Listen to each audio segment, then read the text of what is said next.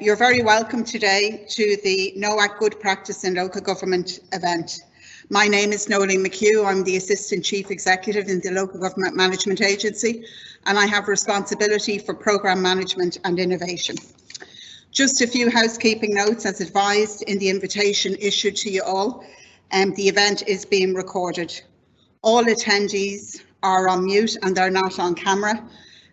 But we would ask you to participate throughout the morning in the event by putting questions into the chat box, which we will deal with in the Q&A sessions. I'd like to introduce our first speaker. I worked with the Minister as a councillor many years ago in Fingal.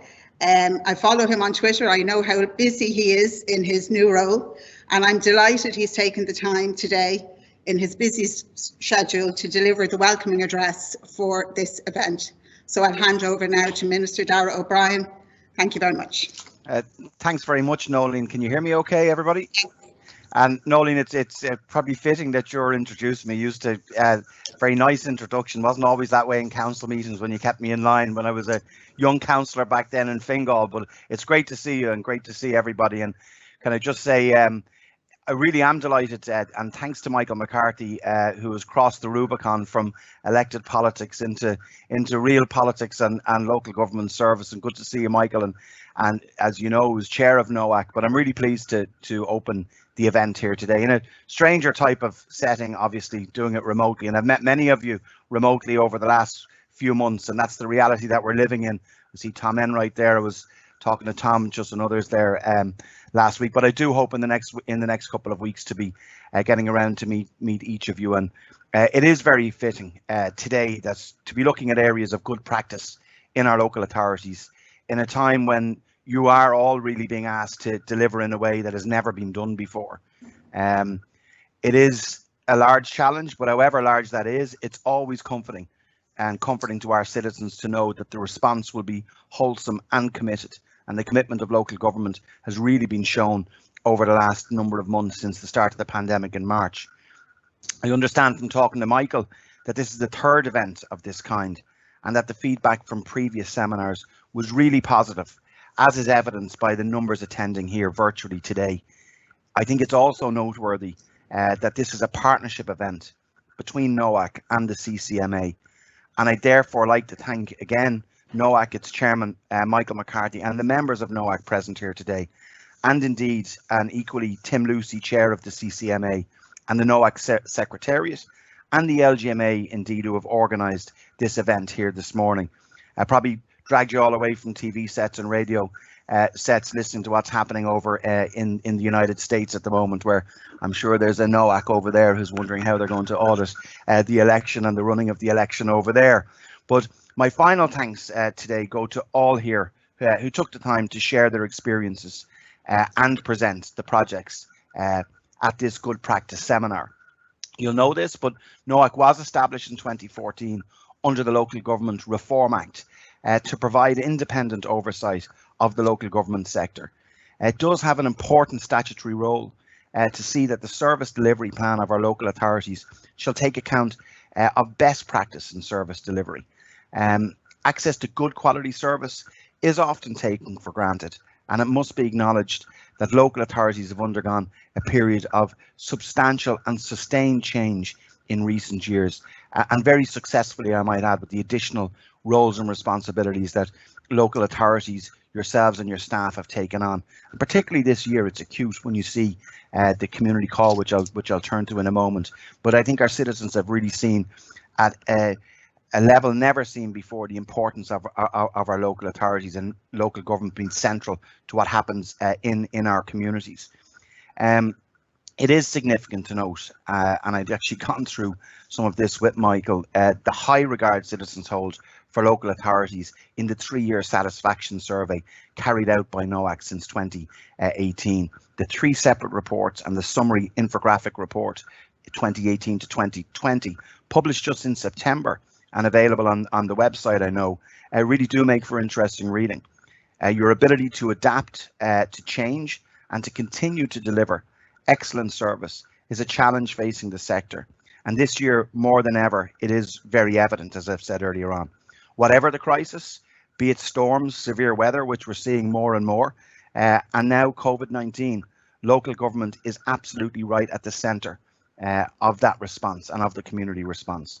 And I'm delighted that we are really fortunate here today to have a selection of just some of the really striking examples of initiatives that are interesting, varied, and really worth showcasing. And reassuringly, I'm glad to note that these are only a sample of many examples of good practice in the local government sector all across the 26 counties of the Republic. My department is working very closely with county and city managers and the CCMA to identify various funding pressures on the sector on a sector-wide basis. And you know that I've spoken to many of you individually, and we're working very hard at a central government level to make sure that there's no funding deficits this year, and working into, I know your budgets are coming up as well and your budgetary meetings, but my colleagues in government, Taoiseach and Minister Michael McGrath, have been very supportive in that regard. So I'm hoping to bring some resolutions that very, very shortly. We're at an advanced stage here. This year will see major challenges and pressures that have come to bear due to the substantial loss of income that I've just mentioned and the additional costs that have arisen because of the additional work you and your staff are undertaking. Of course, all such issues have to be considered within the parameters of the national and fiscal budgetary situation and competing priorities presenting themselves at a wider government level. But I'm conscious of the increasing demands, I know it, on the local government sector, and the challenge is to continue to ensure these are reflected as part of the wider budgetary discussions. And I'm advancing that, as I said earlier on. Against a backdrop of rising unemployment and recession, it is the responsibility of national governments to implement economic strategies that protect the whole nation. And I know you're acutely aware of that also. All of you will be familiar with the performance indicator tables that NOAC produce. And I think you'll find it interesting to hear from Wexford County Council on how their focus on key performance indicators benefited economic and community development throughout the county. Offaly County Council will then follow this up on their successful Open Libraries project that provides improved access, use and visibility of the library as a community hub.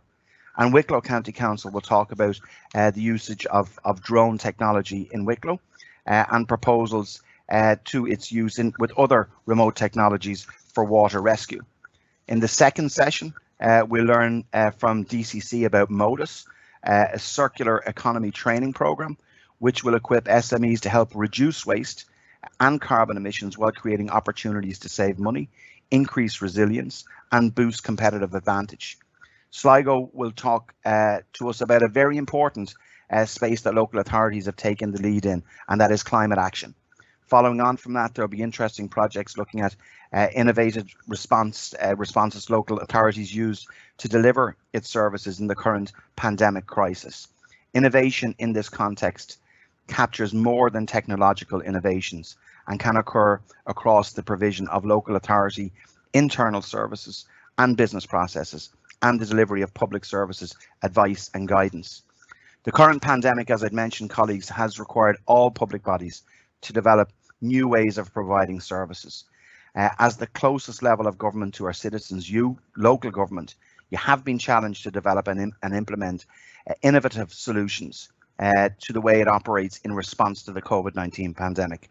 Furthermore, it illustrates that most of the challenges identified and they identified subsequent solutions and were implemented and were delivered within local authority structures, whether through existing formal structures or the establishment of ad hoc informal government structures to meet COVID-19 challenges.